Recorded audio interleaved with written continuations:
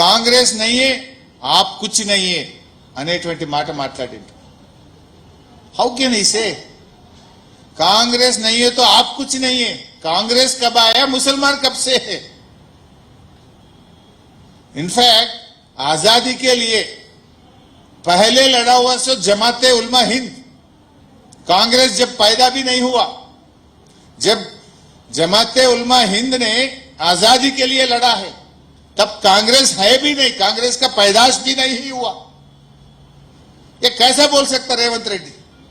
रेवंत रेड्डी ने आज मुसलमानों का बेइज्जती कर रहा. मैं रेवंत रेड्डी से डिमांड करना चाहता हूं, वो पूरे मुसलमानों से माफी मांगना चाहिए, बेशक से माफी मांगना चाहिए. आज मुसलमानों का आप बेइज्जती कर रहे हैं, ये आप ब्लैकमेल करने का कोशिश कर रहे मुसलमानों के साथ. आप क्या कर रहा मुसलमानों के लिए? 4000 करोड़ रुपया बजट देते, बोले दिए क्या? 1000 करोड़ रुपया नौजवान बच्चे के लिए देते, बोले 1 रुपया दिए क्या? इमाम मौसम का तनख्वाह बढ़ाते, बोले 1 रुपया बढ़ाए क्या? तू करा क्या? कुछ नहीं करा. 2 साल में मुसलमानों के लिए आप करे सो कुछ भी नहीं है. कम से कम मिनिस्टर भी नहीं दिए थे. जुबली हिल्स में हार जा रहा बोल के, मुसलमान आपके खिलाफ हुआ बोल के, बीआरएस के प्रेशर से वो अजहरुद्दीन साहब को आप परसों 7 दिन पहले आप मिनिस्टर बनाए. अब लोग मालूम हो गए लोगों को आपका क्या है, आप क्या कर रहे, मुसलमानों को पूरा मालूम हो गए. जरूर आप लोगों को सबर सिखाएंगे. इधे रेवंत रेड्डी गारू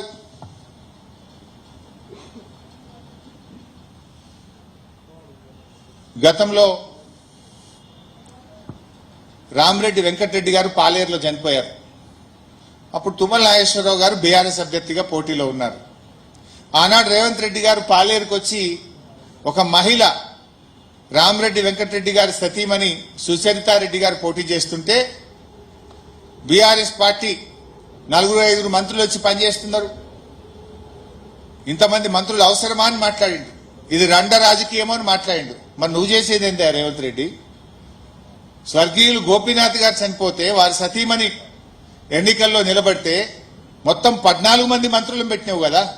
నువ్వు 7 రోజులు మోకాళ్ళ మీద పాదయాత్రలు చేస్తున్నావు కదా, గల్లీ గల్లీ తిరుగుతున్నావు కదా, పోలీసులను విచ్చలవిడిగా వాడుతున్నావు కదా. మరి నీ రాజకీయం ఏంది అని నేను అడుగుతా ఉన్నా. ఆనాడు మాట్లాడితే ఒకటి, ఈరోజు ఒక తీరా. ఇలా పిల్లల మీద, ఆడపిల్లలు, గోపి గారి పిల్లల మీద కూడా కేసులు పెట్టవా? పాపం కాలేజీ పిల్లలు తల్లిగారి వెంట ప్రచారానికి వెళ్తే ఆ పిల్లల మీద కూడా కేసు పెట్టావు. గోపి గారి సతీమణి గారి మీద లేనిపోని అభాండాలు వేసే ప్రయత్నం చేస్తావు. ఇంత చిల్లర రాజకీయం అవసరమా? ఇంత దివాళాకోరు దిగజారుడు రాజకీయం అవసరమా నీకు? ఇలా ప్రజలు దీన్ని ఆలోచించాలని చెప్పి కూడా కోరుతా ఉన్నా. రేవంత్ రెడ్డి గారు ఈరోజు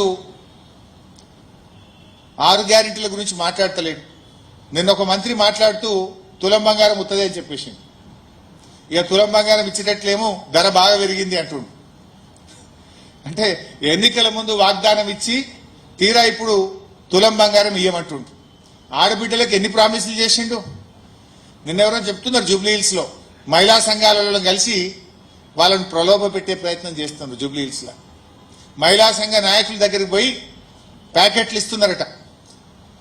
మహిళా సంఘాల నాయకుల దగ్గర బుక్కులు ఉంటాయి, చూసినారు వాటిని ఏమంటారు, ఆ బ్యాంకులో లోన్ తెచ్చుకునే జాయింట్ అకౌంట్ బుక్కులు ఉంటాయి.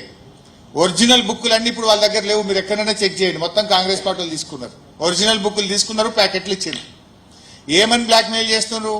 ప్యాకెట్ ఇచ్చినా మీరు ఓటు వేయాలి, మీరు గెలిస్తేనే మీ బుక్ వాపస్ వస్తుంది, లేకపోతే రాదంటారు. నేను అక్క చెల్లెళ్ళకు ఒక విజ్ఞప్తి చేస్తా ఉన్నా. మహాలక్ష్మి వస్తే మీకు 55,000 వచ్చేది. కాంగ్రెస్ పార్టీ మహాలక్ష్మి కింద ఈ 2 ఏళ్లకు 55,000 బాకీ పడ్డది. ఇప్పుడేమిస్తాడు ఈయన? మహాలక్ష్మి కాంగ్రెస్ ను ఓడగొట్టండి, మీకు మహాలక్ష్మి వస్తుంది. నెల నెల 2,500 వస్తాయి. కాంగ్రెస్ ను ఓడి